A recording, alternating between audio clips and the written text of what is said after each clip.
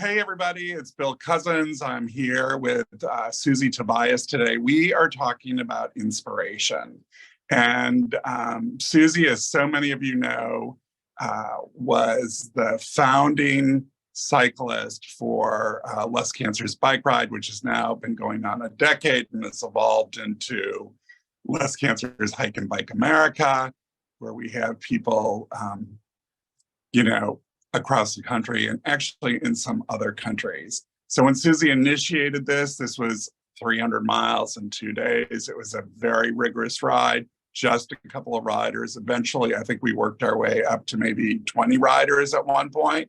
Now we have hundreds of riders. And the idea is that, Suzi continues to inspire. It's inspired me. Welcome today, Suze, and thanks for being here and talking about inspiration, what inspires you, what inspires others. We're all certainly inspired by you, and I myself am out and riding my bike because of you. So, welcome. Gosh, thank you, Bill. You inspire me, so I just want to get that out there. I never thought of myself as an inspiration to anyone. But if I have motivated people to do something and to get out there and be active, that gives me such joy. It makes me very happy, because exercise is not only about prevention of disease and taking care of yourself and getting healthy and being fit. It's also about being happy. I can't think of anyone who goes outside and has a walk and comes back depressed.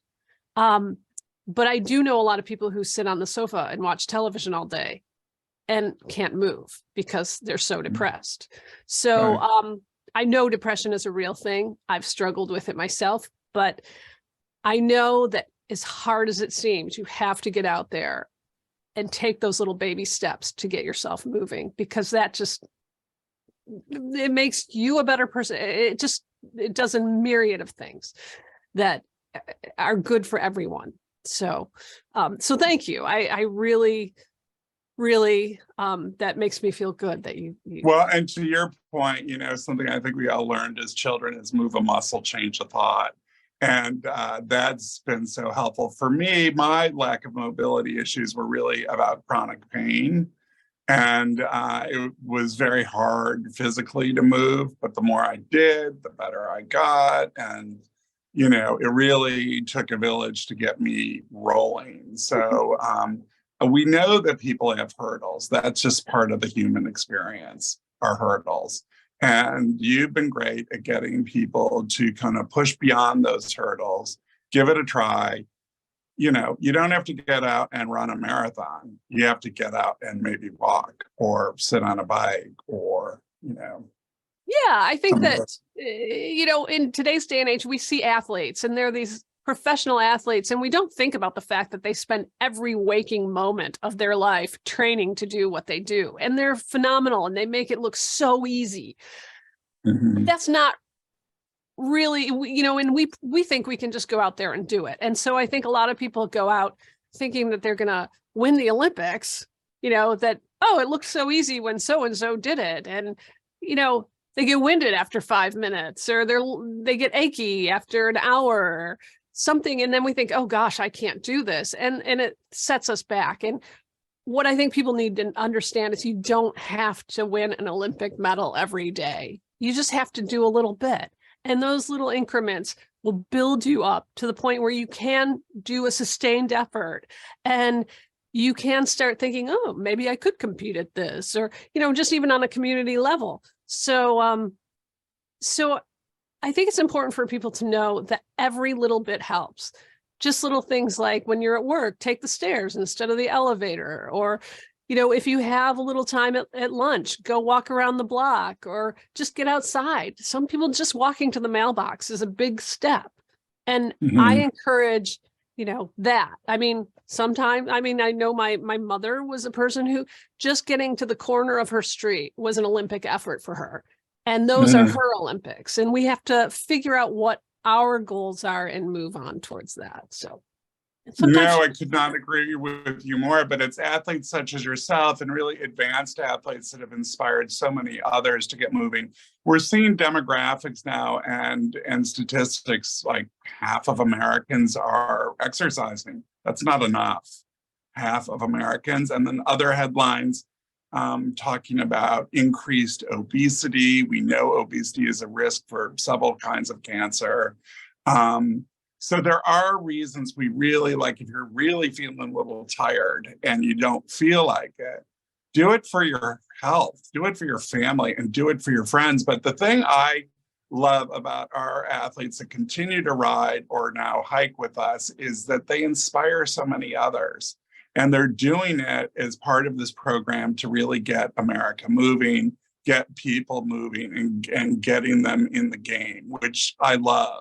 So it's no longer, really an elite thing, but an approachable thing that many people can participate in, shoulder to shoulder with some of the greatest athletes. And I love that. And because eventually those people shoulder to shoulder are going to, do better. I remember on my 60th birthday, I ran in a race in the Virginia Senior Games. And by the time I left the line, everybody had finished the race. Like I was just leaving the line. I was like, boom, how did that happen? But I just kept laughing and running and having fun. And eventually you move more. And that was over 80 pounds ago. So it happens, transitions happen, and they can happen in a very positive way. But that's because of people like you, social leaders that really help people, get up, get moving, and get out there. So super grateful for all you do. Well, thank you, Bill. I really, for you, when I heard you bought your bike and you got out there and you just started doing this stuff, and then you did the Iceman, that epic race in Northern Michigan, I was just like, oh my God, this guy's on fire. And 80 pounds. Think of that. Your body doesn't want to do that. You did that. You did that with you set that. And over a long period of time. And it is, I don't really like to overwhelm people with numbers, but it really, for me, it was about health. And on the Iceman, I did the Slush Cup, the old man division. I think I was still last for the whole race, but so many kind people in Traverse City, Michigan, so many great people, 5,000 people who are just cheering for everybody. And I love that. It gives everybody, even somebody like me, a chance to feel like they're accomplishing something. And we are, which is great. And it was, super fun. So hopefully, I've had some shoulder surgery. Hopefully I'll be back and doing some of those things. But right now I'm riding my bike little by little every day and loving it. So, well, I just want to say one more thing. I don't know how much time we have, but I think it's important for people to also know that, we have setbacks. I had to be off my bike due to some illness and things that I was going through personally. And I'm just getting back into it myself. And it's hard. It's so hard, because I remember the last point I was at when I was, just knocking out huge mileage every day. And today I have to go for a ride, and I'm thinking, oh my God, I have to get on my bike. And that's the hardest part about doing exercise and being consistent, is some days you just have to fight yourself to do it. But I have to tell you, if I make that walk to the garage and grab my bike and go outside, it's finally getting really nice and warm up here in Massachusetts. And I will feel better even after 10 minutes. And that, we talk about Americans not exercising, and then we look at what's happening in America and the chaos and the craziness. These people need to get out and exercise, for God's sakes. You'd be a lot happier. Yeah, right. Just a walk around the block, right? A little deep breathing. But Suze, you used to ride what? 25 miles a day, 50 miles a day? What were you riding? 50 miles a day? I was riding 30 miles a day, and then long rides 50 and 70 miles on the weekends. And, I'd have a recovery day in there on Mondays usually. So, you have to, you can't just go out there and just jam it out. And that took years to build up to that. Right. So I mean, I wouldn't encourage people to just go knock that out. But yeah, I mean, I'm lucky if I can do 20 miles every couple days at this point. And It's a lot and it's still. hard. I feel tired after. And I mean, I'm getting older. It's there are a lot of things that are coming at me saying, don't do it. And I just really have to fight it, because I just look around and, I see people who are healthy and older and active, and living on their own in their own home. And, that's the key, and also Well, and it's also not about convenience. Exercise, getting out and moving is not convenient. It's just not convenient. And and that's, it's not a remote control. If it were that easy, they wouldn't, there wouldn't be a challenge. But it is something that you have to work around and work your way towards and reach for those goals. We were having a conversation. I was having a conversation with a young man that helps me with my training the other day. And I brought you up. We were talking about our inner child and exercise. I always think of you as saying, the bike ride, but riding a bike is like being a kid again. That woohoo, I'm free. And that exactly lit that in my head and in my heart every time I get on a bike. I instantly go back to second or third grade, riding down the street. I'm not even sure I could ride a bike in second grade. But anyway, it is riding down the street, just feeling free, free, free. And I feel that today at age 64, and I love it. Oh my gosh. Thank you.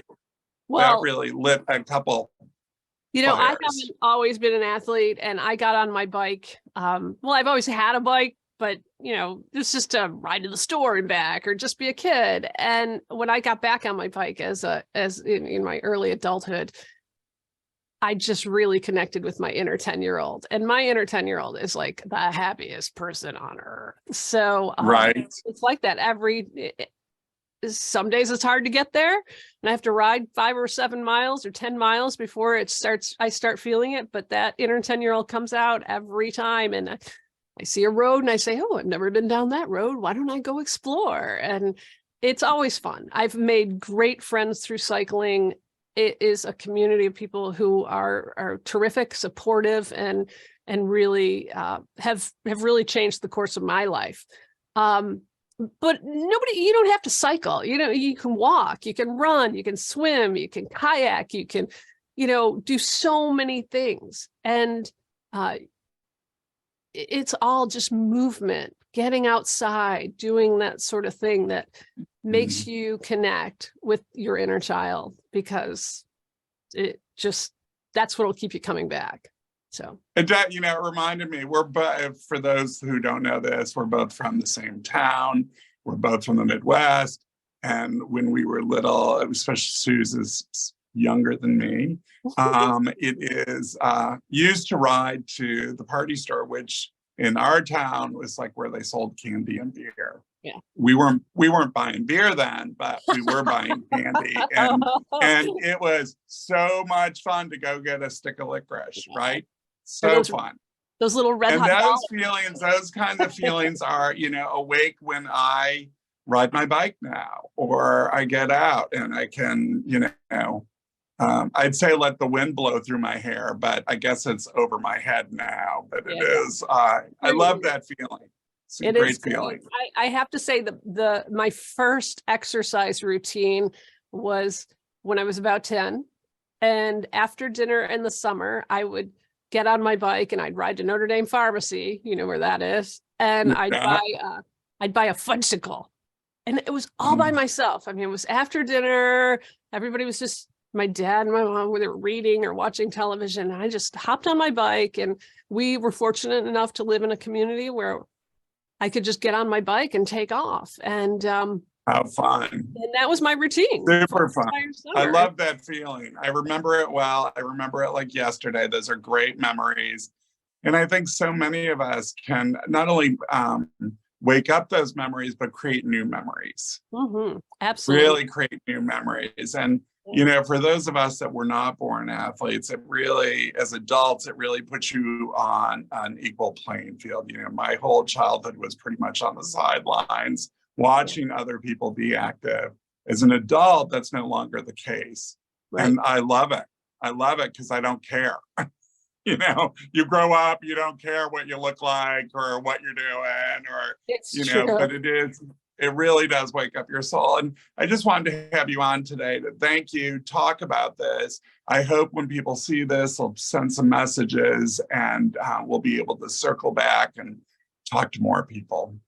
Thanks so much for being here, Suze. Hey, thank you, Bill. And I just want to say thank you for all your efforts. I don't know if people know how hard you work every single day to prevent cancer. Well, they don't know that you're knocking on doors. You are in the halls of Congress, knocking on people's doors. You are out there spreading the word. You spend every waking moment doing this. And if there was an Olympics for cancer prevention, you would be the gold medalist. So, oh, you're so sweet. You're super sweet. You know, on that note, I can't remind people enough, anybody that's in the nonprofit sector or is interested in any kind of social good and working towards those goals, the most important thing we can do is collaborate and work with people like yourselves and work with lots of different people. It's what makes us stronger. So again, thank you for your leadership, and thanks for being here today. Thank you, Bill, and thank you for what you do.